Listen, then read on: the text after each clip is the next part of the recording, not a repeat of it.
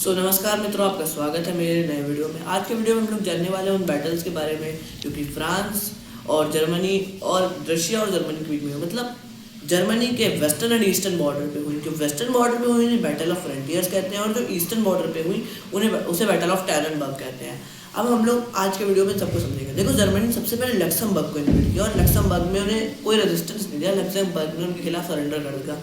फिर वो बेल्जियम में गई और बेल्जियम में रेजिस्टेंस तो मिली, बट वो बेल्जियम को ही पार करने लग गई। ब्रिटेन वहाँ पे हेल्प के लिए आ भी गए, लेकिन वो पार करना चालू कर दिए थे। और उसके बाद वो लोग फ्रांस में गए। फ्रांस में उनको रेजिस्टेंस मिलता, पर फ्रेंच जो लोग थे उन्होंने एक प्लान बनाया था। आपको बता दूं, जर्मनी को इन्वेड करने के लिए, उसे कहते हैं प्लान 17। उस प्लान के अकॉर्डिंग वो लोग एल्सास लोरेन के रीजन को मेनली एम करते हैं।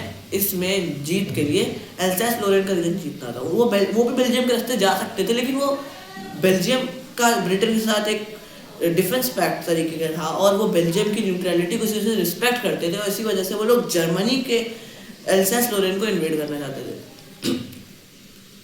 इसी वजह से उन्होंने अपनी फोर्सेस को वहीं के लिए रेडी करा था। जर्मन जब बेल्जियम से आने लग गए, तब भी वो इतने ओवर कॉन्फिडेंट थे, उन्हें लग रहा था कि अगर ये लोग ऊपर से आएंगे तो हमारे लिए अच्छी बात है, इनका सेंट्रल पॉइंट भी होगा और हम लोग बर्लिन तक पहुंच जाएंगे। ऐसे इन्वेड करते करते इनके सेंट्रल को भेज देंगे। इनका जो सेंट्रल पॉइंट है वो हमारे कंट्रोल में आ जाएगा और फिर जर्मनी हमारे खिलाफ ऐसे ही सरेंडर करने के लिए मजबूर हो जाएगा।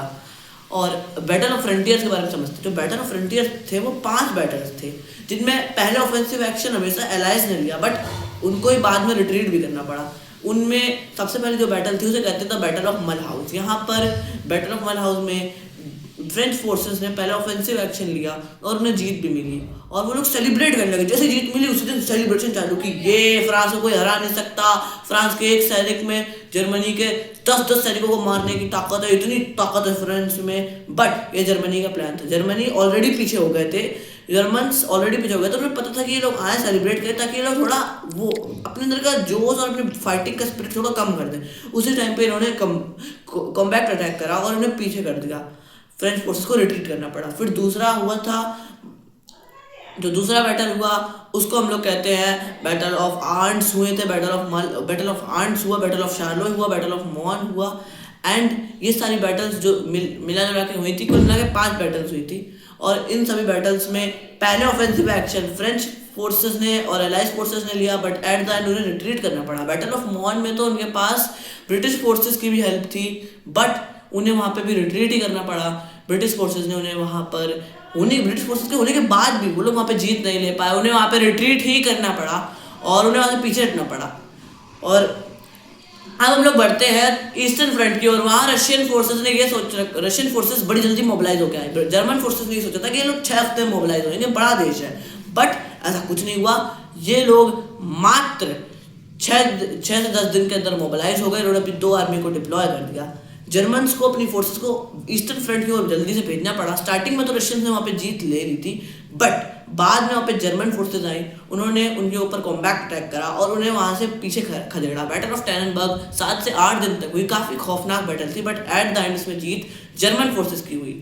जर्मनी ने दोनों फ्रंट पर जीत हुई, और बट इसके बाद जर्मनी को कुछ दुख भी थे इस पूरी लड़ाई में जीत होने के बाद भी। और वो दुख कुछ ये थे कि उनका जो एक एलाय था ऑस्ट्रिया हंगरी, उसकी हार हुई थी रशियन फोर्सेस के खिलाफ। उन्हें वहाँ पे भी हेल्प के लिए जाना पड़ा। उनकी फोर्सेस पहले ईस्टर्न फ्रंट पे गई, वेस्टर्न फ्रंट पे जो फोर्सेस थी वो डाइल्यूट हो गई, जिसके चलते बाद में जो बैटल ऑफ मान हुआ वहाँ पे एलाइज फोर्सेस ने उन्हें पहली बार हराया। एलाइज फोर्सेस की पहली विक्ट्री हुई वर्ल्ड वॉर 1 में, बैटल ऑफ मान में। और वहीं उनकी फोर्सेस पहले तो ईस्टर्न फ्रंट पे गई और फिर वहाँ से भी डाइल्यूट होकर ऑस्ट्रिया हंगरी की हेल्प करने चली गई। तो उनकी सेना हर जगह कम हो गई, इसके चलते बैटल ऑफ मान में उनको हार मिली। बाद में ईस्टर्न फ्रंट पे उन्हें कोई खास हार नहीं मिली, लेकिन वेस्टर्न फ्रंट पे इसका बहुत बुरा इफेक्ट हुआ और ये बहुत लंबी चली, और इसी वजह से लोग ट्रेंचेस में फंस गए।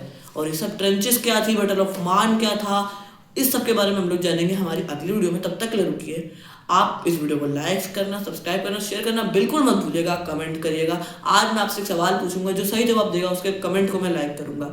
तो आज का सवाल है, वो लीडर कौन थे जो कि वर्ल्ड वॉर 1 के टाइम पे एक्चुअली जर्मनी को वॉर में कंट्रोल कर रहे थे, असिस्ट कर रहे थे? वो उन लीडर का नाम क्या था?